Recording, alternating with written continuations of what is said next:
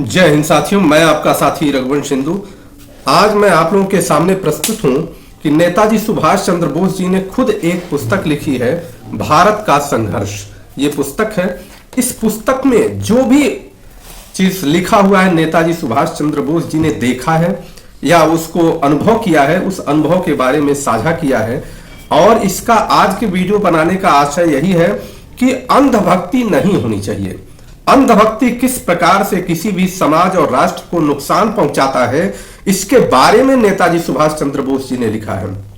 और आज का जो मूल उद्देश्य है हमें बताने का कि नेताजी सुभाष चंद्र बोस जी ने महात्मा गांधी के बारे में किस प्रकार से लिखा हुआ है, उसको भी समझने की आवश्यकता है कि एक दौर था जब महात्मा गांधी जी के ऊपर लोग अंधविश्वास करने लगे, अर्थात उन्हें ईश्वर समझने लगे या उनको अवतार समझने लगे, जो इस देश के लिए किस प्रकार से खतरा होता है और इस देश के लिए कहीं न कहीं नुकसान किया। वर्तमान समय में भी देखने को मिलता है कि जनता इस देश का हित नहीं सोचती।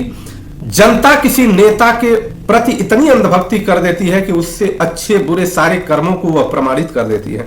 नेताजी सुभाष चंद्र बोस लिखते हैं, देखिए महात्मा गांधी जी के बारे में कि 1922 की बात है। मैं पढ़ रहा हूं, आप लोग देखिएगा, ये पूरा लिखा हुआ है। ये 1922 की बात है कि जब लेखक जेल में थे।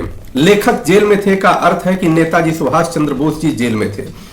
जेल विभाग में सेवारत भारतीय जेलरों ने इस बात पर यकीन करने से ही इनकार कर दिया था कि महात्मा को ब्रिटिश सरकार जेल में डाल सकती है। क्यों? ये सोचिएगा कि ऐसा नहीं है कि जेल में नहीं डाल सकती, लेकिन क्यों डाल सकती है?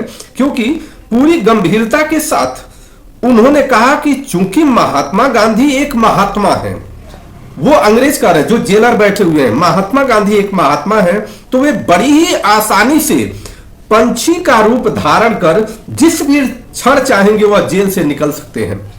यह है अंधविश्वास। जनता ने किस प्रकार से अंधविश्वास पैदा कर दिया कि महात्मा गांधी को अब वह जेलर से लेकर के सभी लोग मानने लगे कि जिस भी क्षण ये चाहे रूप बदल करके पक्षी का रूप धारण कर लेंगे और ये जेल से बाहर निकल सकते। ये जेलर बताता है नेताजी से, और ये नेताजी ने इसको लिखा है, अपनी आत्मीय अभिव्यक्ति किया है। और फिर क्या लिखते हैं, हालात और भी ज्यादा खराब हो चुकी थी। क्या? राजनीतिक मुद्दों पर अब तार्किक आधार पर विचार नहीं किया जाता था, बल्कि उनमें अनावश्यक रूप से नैतिकता के मुद्दों का घालमेल किया जाता था। मतलब समझिए कि तर्क के हिसाब से हमें इस देश को कैसे आजाद कराना है, इस पर विचार नहीं हो रहा, नैतिकता के मुद्दों पर कर रहे हैं, बल्कि उनमें अनावश्यक रूप से नैतिकता के मुद्दों पर घालमेल किया जाता था। उदाहरण के लिए और क्या लिखते हैं नेताजी, बहुत ध्यान से सुनिएगा। उदाहरण के लिए महात्मा और उनके अनुयायी ब्रिटिश वस्तुओं के बहिष्कार का समर्थन नहीं करेंगे, क्योंकि इससे ब्रिटेन के प्रति नफरत की भावना पैदा होगी। इस प्रकार का विश्वास हो रहा है कि ब्रिटिश वस्तुओं के बहिष्कार का वो समर्थन नहीं करेंगे। क्यों? क्योंकि नफरत की भावना पैदा होगी, और महात्मा गांधी नफरत वाले नहीं हैं, वो प्रेम वाले हैं। यहां तक कि प्रख्यात कवित्री और बुद्धिजीवी व्यक्तित्व की स्वामिनी श्रीमती सरोजिनी नायडू ने भी दिसंबर 1922 में गया कांग्रेस में स्वराजवादियों की नीति का इस आधार पर विरोध किया कि काउंसिल माया है, जहां कांग्रेसी नेता नौकरशाही के बहकावे में फंसकर लालच में फंस जाएंगे।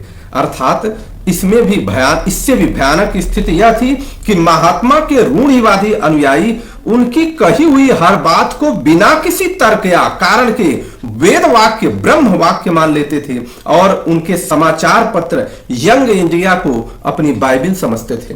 इस प्रकार का अंधविश्वास महात्मा गांधी के ऊपर था, और जिसको नेताजी सुभाष चंद्र बोस जी ने आगे जैसे जैसे महत्वपूर्ण बातें आती रहेंगी आप लोगों के सामने हम प्रस्तुत करेंगे।